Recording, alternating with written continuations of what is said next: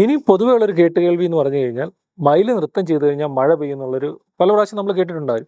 ഇതിനൊരു കാരണം എന്ന് പറഞ്ഞു കഴിഞ്ഞാൽ സാധാരണ ഈ മയിലുകളുടെയൊക്കെ ബ്രീഡിംഗ് ടൈം എന്ന് പറയുന്നത് സമ്മർ ടൈമാണ്. നല്ല ചൂടുള്ള ഈ മാർച്ച് മാസം മുതൽ സാധാരണ നോർത്ത് ഇന്ത്യയിലൊക്കെ മാർച്ച് മാസം മുതൽ ഇങ്ങനെ കാണാൻ പറ്റും. മാർച്ച്, ഏപ്രിൽ, മെയ് മാസം, മെയ്, ജൂൺ മാസം.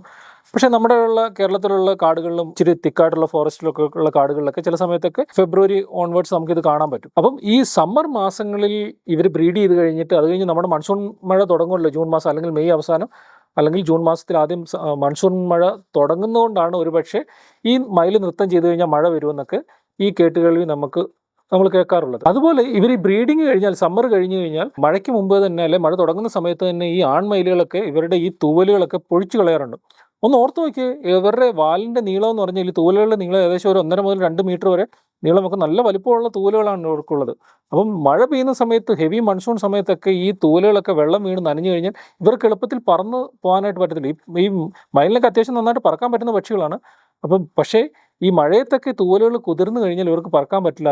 ആ സമയത്തൊക്കെയാണ് ചിലപ്പോഴൊക്കെ കുറുനരികളും മറ്റ് പുലിക്കും ഒക്കെ ഇതിനെ എളുപ്പത്തിൽ പിടിക്കാൻ പറ്റുന്നത്. അതുകൊണ്ടായിരിക്കും ഒരുപക്ഷെ ഇവർ ഈ വാലുകളൊക്കെ പൊഴിച്ചു കളയുന്നത്.